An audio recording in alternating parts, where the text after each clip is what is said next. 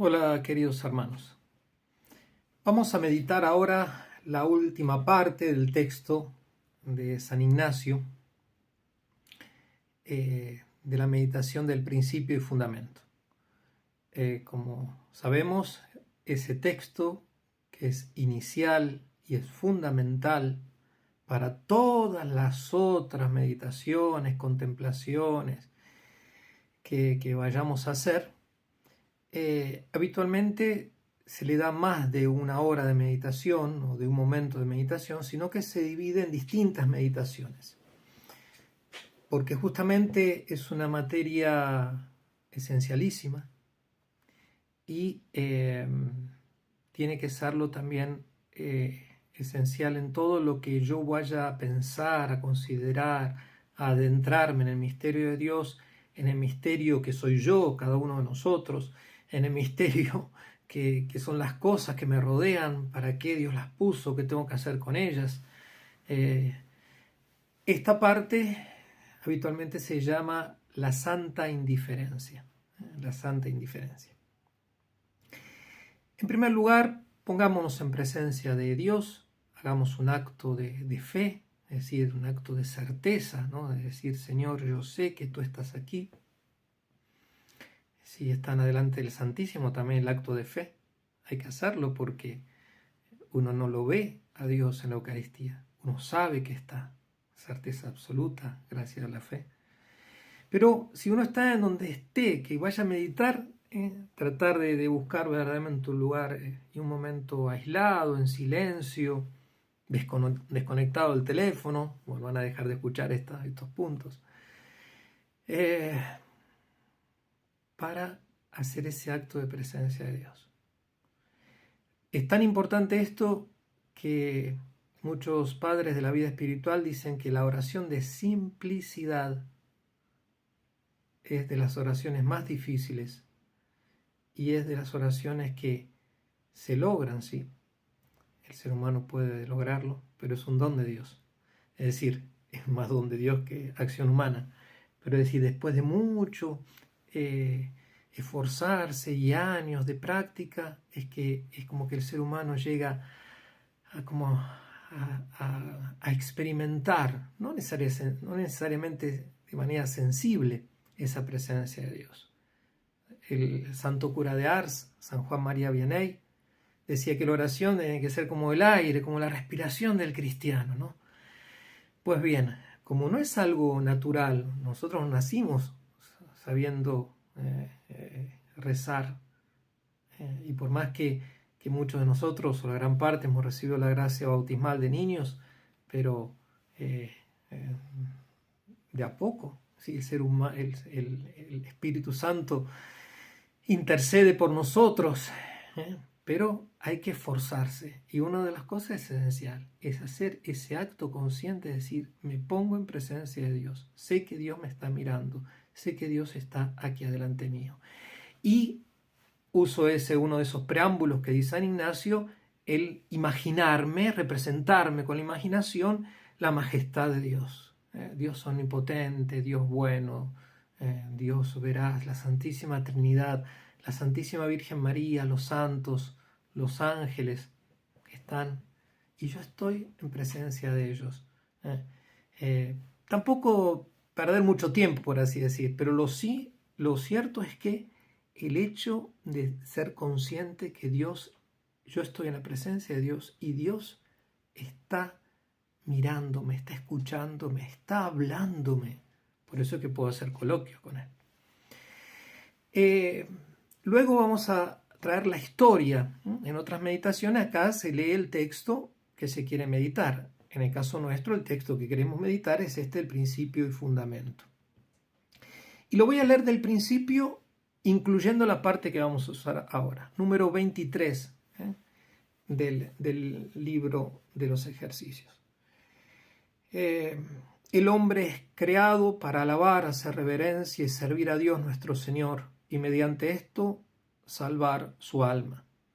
Y las otras cosas sobre la faz de la tierra son creadas para el hombre, para que le ayuden en la prosecución del fin para el que es creado.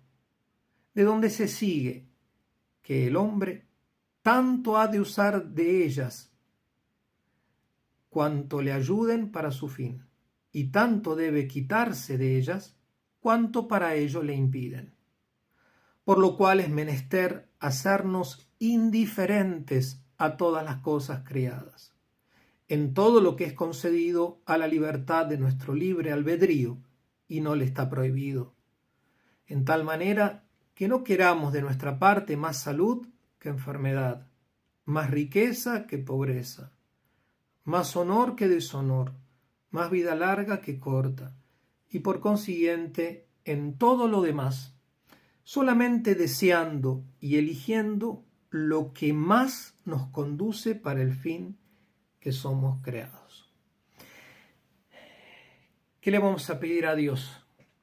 La petición de preparación la hacemos siempre, ¿no? Que todos mis pensamientos, todo lo que vaya yo a pensar, a meditar, a discernir, que sea para tu gloria. Pero aquí en esta meditación le vamos a pedir a Dios que nos conceda la gracia de entender bien aquello que le pedimos en la primera meditación, quién es Él. Aquello que le pedimos también en la segunda meditación, quién soy yo y qué son las cosas que hay alrededor mío. Y ahora le voy a volver a pedir, le voy a decir que me haga entender cómo yo estoy relacionado con las cosas y cómo tengo que usar las cosas como medio, no como fin. Que por lo tanto tengo que pedirle, Señora, hazme que sea indiferente. Ahora vamos a explicar mejor qué significa esto. Y pedirle que todo lo que yo haga y use en mi vida sea solamente para el fin para el cual Él me creó, es decir, para alabarlo, darle reverencia, servirlo, obedecerlo y así salvar mi alma, es decir, llegar al cielo. Pues bien, la primera parte, todas las cosas fueron creadas para el hombre para que le ayuden, para que me ayuden a llegar al fin, para que me ayuden a salvar el alma. Y ahí dice San Ignacio, por lo cual es menester, es necesario que el ser humano tiene que usar de las criaturas,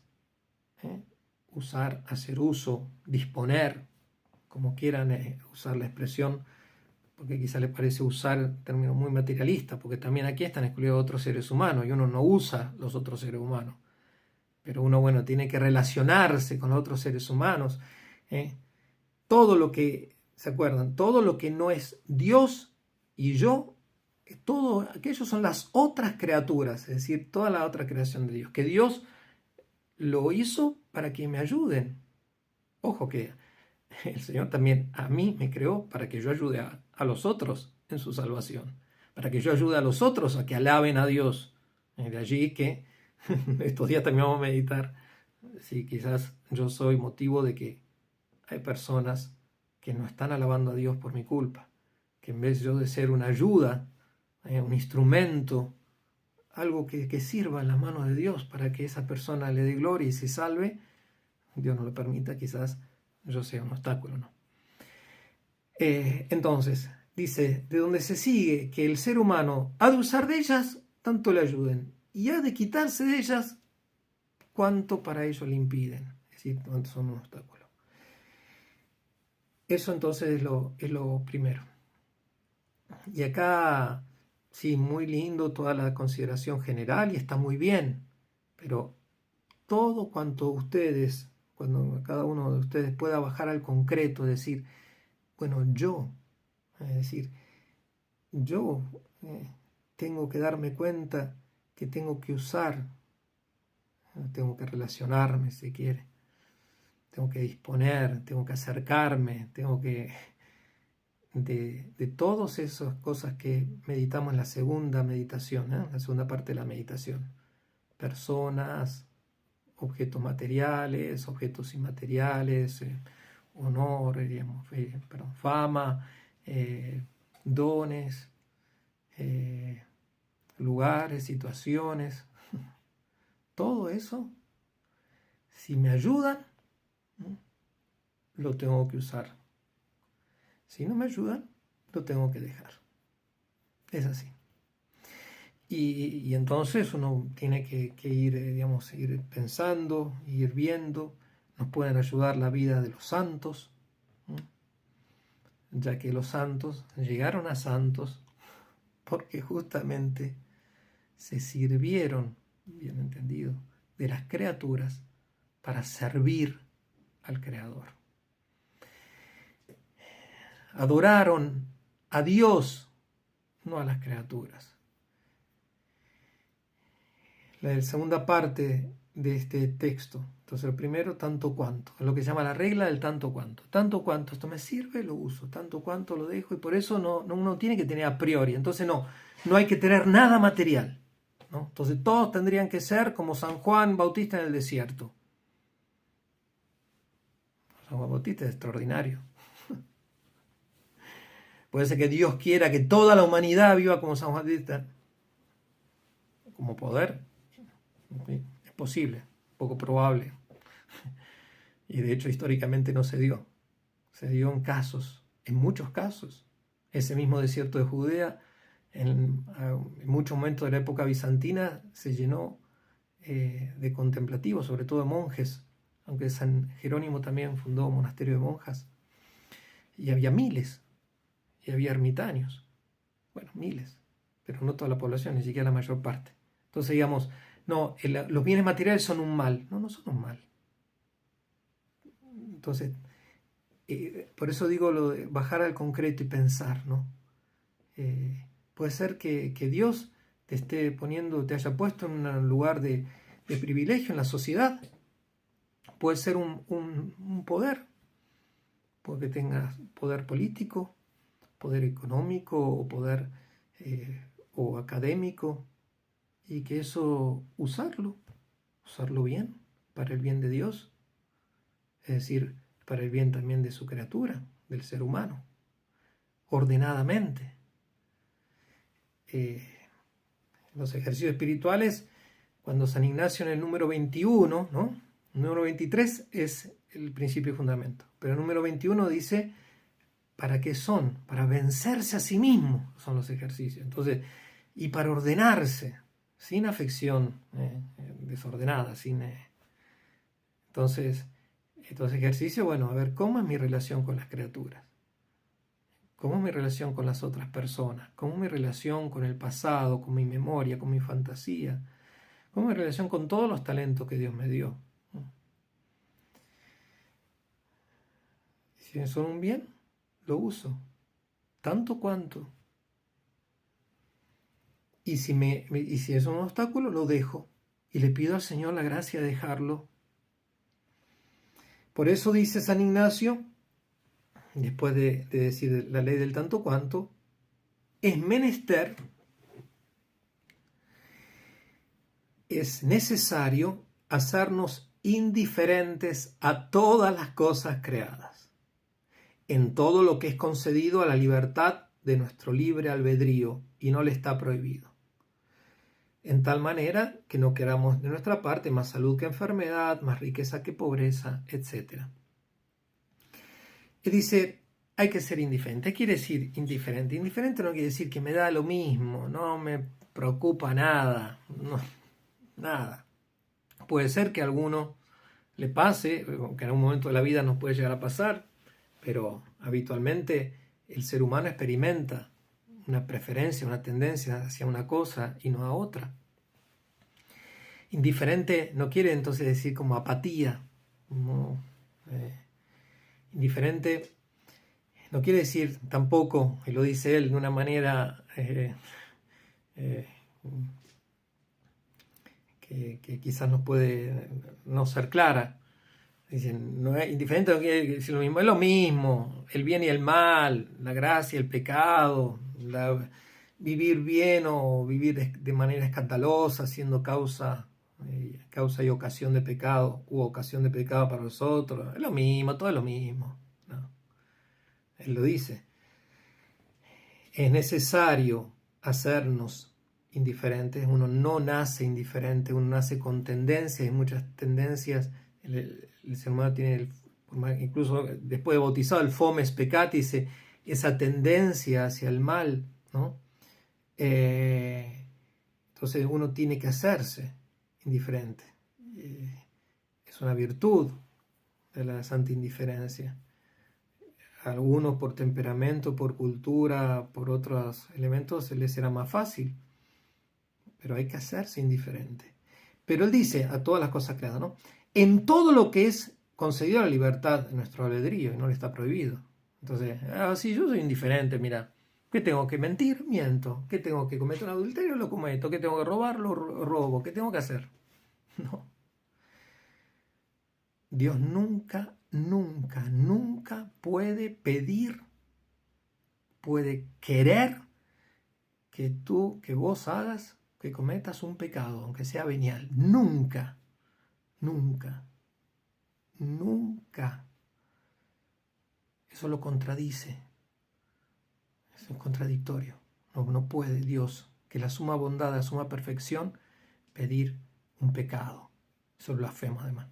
Pero pedir un pecado, que es una privación, que es un desorden.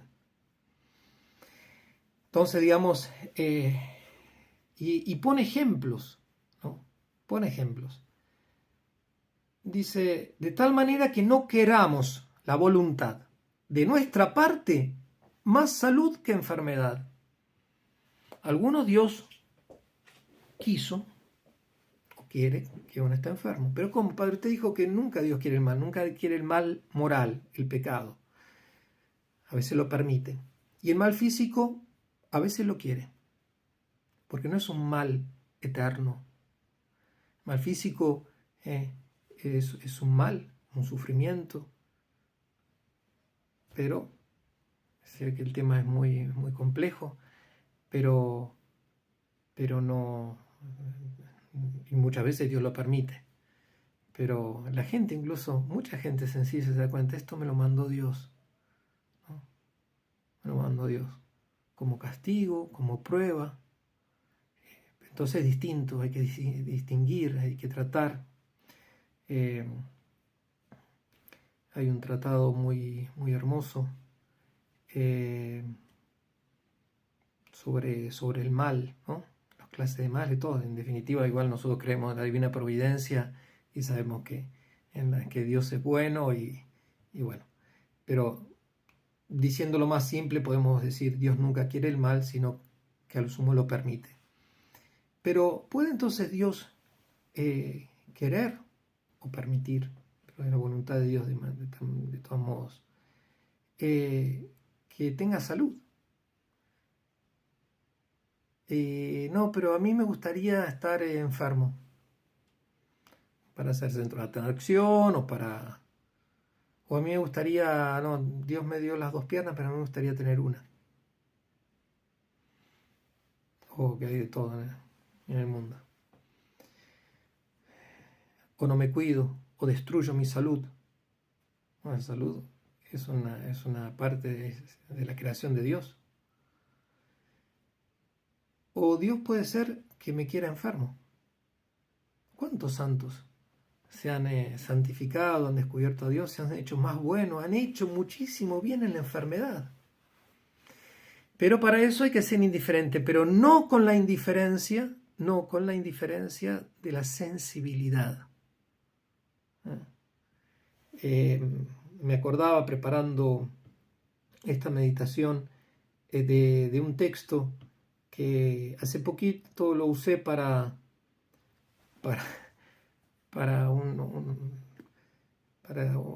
una gente amiga que me pidió que escribiese algo sobre testimonio misionero. Entonces escribí sobre la gracia de ser misionero en la Franja de Gaza. Y empezaba un pequeño escrito, sobre esa enseñanza de San Francisco de Sales, que dice, la mayoría escoge según su gusto, pero pocos escogen según su deber. Es eso, se trata la indiferencia de no escoger según el gusto, según la sensibilidad, sino lo que sea el deber, lo que Dios pida. Y lo mismo dice él, por ejemplo, más riqueza que pobreza. Puede ser que Dios te haya pedido hacer un voto, o que hayas experimentado que Dios te pedía hacer un voto y vivir pobremente como religioso. Y Dios, sin embargo, no es la voluntad de Él. Está el caso muy hermoso de los papás de Santa Teresita del Niño Jesús, Luis Martín y Celia Martín. Ellos querían ser religiosos. Si mal no recuerdo, a él no lo recibieron en la congregación donde había pedido porque no sabía latín. Y a ella no me acuerdo por qué motivo no la recibieron en la congregación. Se casaron. Tuvieron muchos hijos. Varios los perdieron. Pues quedaron 5 mujeres. Santa Teresita, hay otra hermana más de Santa Teresita que está en proceso de canonización, una hermana del todo particular porque fue la hermana que entró y salió de la vida religiosa más de una vez. Los criterios del ser humano, del mundo, no son lo mismo, ¿no? Dios le hizo llegar a la santidad. Ella no le daba la salud, no. Pero ella sabía que tenía que entrar y volvía a entrar. Pero los papás también son santos. San Luis Martén y Santa Celia Martén. Y Dios entonces, ellos querían ser pobres, pero les pidió tener un buen pasar. Aunque Dios después les dio otra cruz. Por ejemplo, la enfermedad. Honor que deshonor. Hay santos que nunca padecieron el deshonor. Nunca. Y bueno, y otros que se hicieron santos en medio de los grandes deshonores. La gran parte de los santos canonizados de todos los primeros siglos son mártires. La extra mayor parte son mártires. Y murieron deshonrados. Y vivieron muchos de esos deshonrados. Celebraron los santos misterios en las catacumbas o escondidos. Y eso durante cientos de años. Y muchos eran profesionales. Tenemos papas, mártires, obispos, sacerdotes, padres de familia, niños. Millones en la historia. Los santos de la persecución comunista, en toda la ahora ex Unión Soviética, o los de la persecución en México o en España, o hoy en día en varias partes del Medio Oriente, en Nigeria, en África, en Egipto, en China, deshonrados. Y Dios puede pedir eso. Pensemos, venían también a la mente los santos de estos misioneros titanes de América del Norte, San Isaac Jogues, San Jean de Brebeuf. Cuando uno de ellos, por ejemplo, incluso había sido torturado, le habían comido le habían arrancado los dientes, los dedos con los dientes, y fue mandado a Francia de vuelta.